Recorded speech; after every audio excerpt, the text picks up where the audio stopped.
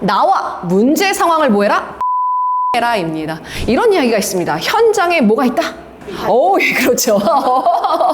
오, 예, 이게 선수들인데요, 그죠? 예, 현장에 있다. 자, 오늘은 고객 만족을 넘어 팬덤을 형성할 수 있는 방법을 이야기해 보려고 합니다. 그래서 오늘 주제는 고객 중심의 문제 해결이라고 하는 주제를 가지고 저와 함께 이야기해 보도록 하겠습니다. 자, 문제라고 하는 단어를 들으면 기분이 어떠세요? 아, 그렇죠. 예전에 아마도 어렸을 때 부모님으로부터 혹은 선생님들로부터 문제라고 하는 단어를 들으면 뭔가 혼나는 듯한 기분이 들어서 문제라고 하는 단어를 들으면 대부분의 분들이 이렇게 부정의 언어로 표현하고 있습니다. 오늘 제가 딱 하나 약속드려 보도록 할게요. 오늘 문제라고 하는 것이 결코 부정의 의미만을 가지고 있지 않다라고 하는 것들을 제가 오늘 공유 한번 해보도록 하겠습니다. 미국의 교육학자이죠. 로저 카우프만이라는 사람은 문제에 대한 정의를 이렇게 하고 있습니다. 현재 상황과 내가 원하는 상황 간의 차이다. 현재 일어나고 있는 어떤 일들과 또 내가 바라고 원하는 이런 모습 간의 차이다. 기업에서는 이 바람직한 모습, 우리가 개선하고자 하는 이 상황에 대한 것들을 목표라고 하는 단어들로 이야기들을 하고 있죠. 둘 간의 차이에 대한 것들을 어떤 방식으로 해결할 것인지에 대한 그 문제 해결의 프로세스를 제가 사례를 들어서 한번 이야기해 보도록 하겠습니다. 우리 조직에서 이렇게 고객 만족도 조사 이런 거 굉장히 많이 하시죠. 그래서 제가 고객 만족도 조사를 딱 했더니요. 몇 점이 나왔냐면 10점 만점에 5라고 하는 점수가 나왔습니다. 이 점수는 10점 만점에 낮을까요? 보통일까요? 높을까요? 하나, 둘, 셋. 맞아요. 낮다? 보통이다? 저 정도는 보통 아닌가요? 아, 보통 아닌가요? 그죠? 저희가 오늘 이야기하고자 하는 이야기는 이게 제 관점에서 보면 낮거나 보통이거나 아무런 의미가 없습니다. 하지만 우리 조직에서는 저 10의 5가 무엇을 의미하는지에 대한 것들이 명확하지 않다라고 이야기를 하면 결국은 서로 간에 어떻게 해요? 일에 대한 우선순위가 달라질 거고요. 그 우선순위가 달라지면 어떻게 해요? 서로 간에 갈등에 대한 요소들이 발생하고 있다.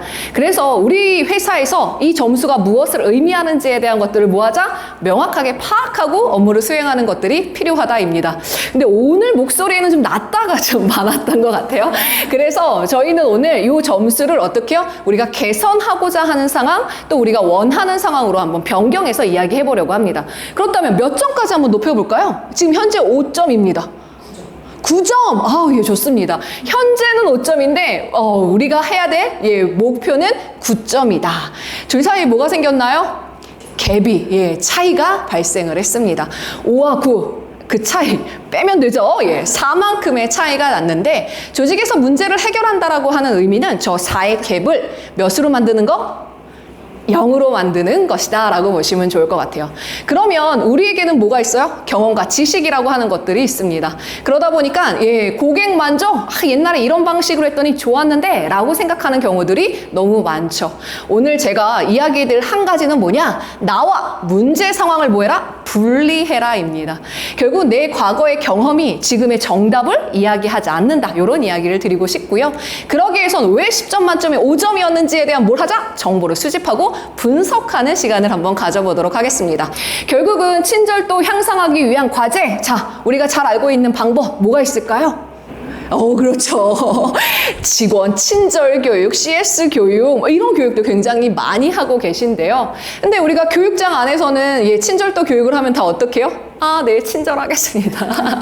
아, 네, 저 다음부터 열심히 우리 고객들을 응대하겠습니다. 라고 이야기하는데 현업에 가면 어떨까요? 아, 그렇지 않더라입니다. 그래서 제가 또 두 번째로 드리는 이야기 한번 해보도록 할게요. 이런 이야기가 있습니다. 현장에 뭐가 있다? 예, 그렇죠. 이게 선수들인데요, 그죠? 현장에 답이 있다. 매장에 가서 보니까요, 우리는 우리 직원들이 잘못했다라고 생각해서 지금처럼 교육을 했는데 가서 보니까 우리 직원들의 문제가 아니었다라고 하는 것들이 관찰되고 발견되는 경우들이 많다라는 거죠. 누구요? 어깨에 힘들어가 있는 왜 이렇게 고객들이 많은지 한 잔 주세요라고 이야기하는 고객들한테는 20%, 우리 직원님, 화자님 어떻게 해요? 맛있는 아메리카노 한 잔 주세요라고 이야기하는 고객들한테는 뭐 하겠다? 50% 할인을 딱 주겠다라고 하는 이벤트를 진행했던 것이 교육을 받았을 때보다 어떻게요? 조금 더 효과적이더라. 이유는 저런 문구를 본 고객들이요, 어깨에 힘주고 이야기하지 않을 뿐더러 또한 친절하게 이야기하는 고객들의 메시지에 우리 직원들이 얼굴을 어떻게 해요? 붉힐 이유가 전혀 없다라는 거.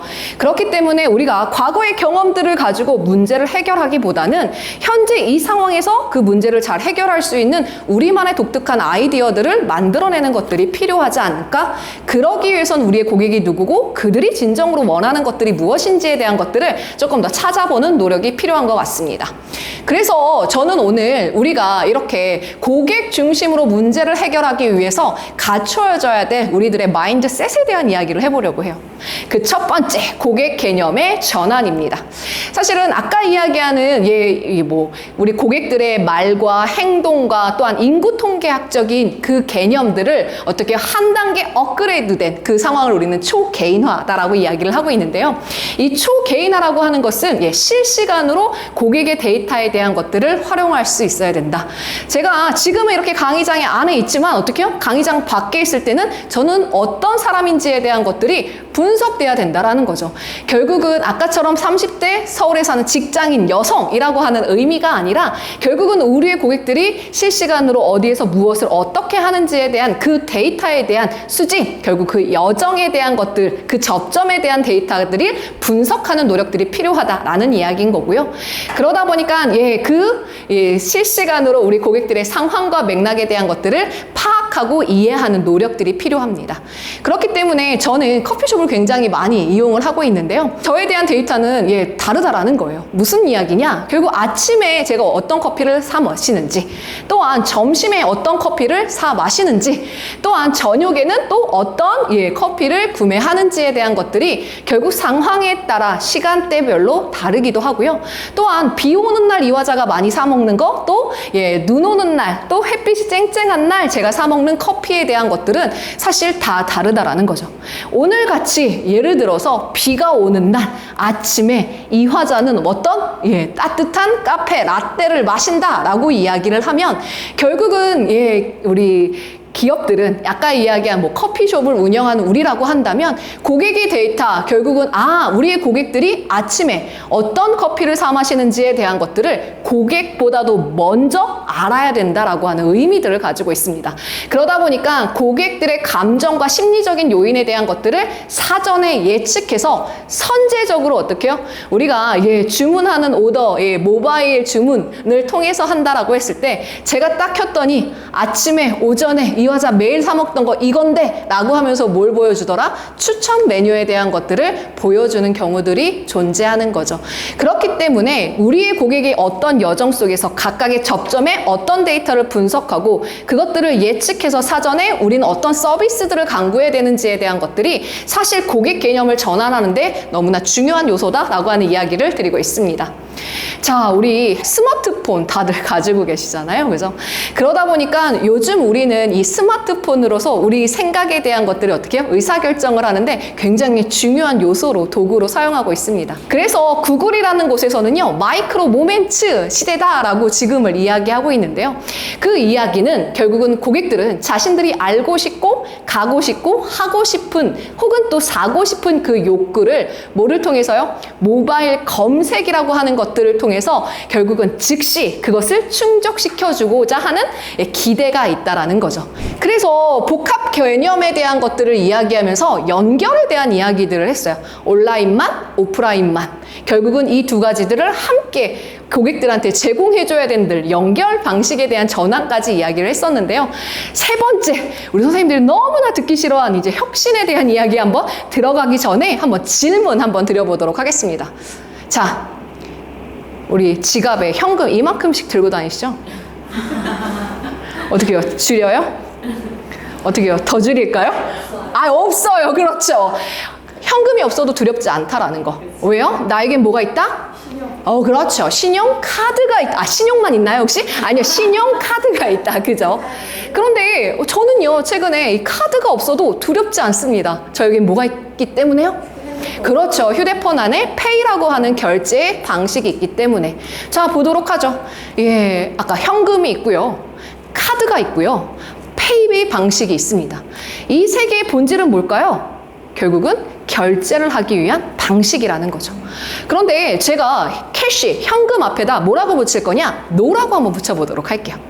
노 캐시가 됐습니다. 결국은 현금이 없어도 결제가 가능한, 그래서 뭐가 등장했다? 카드가 등장을 한 거죠.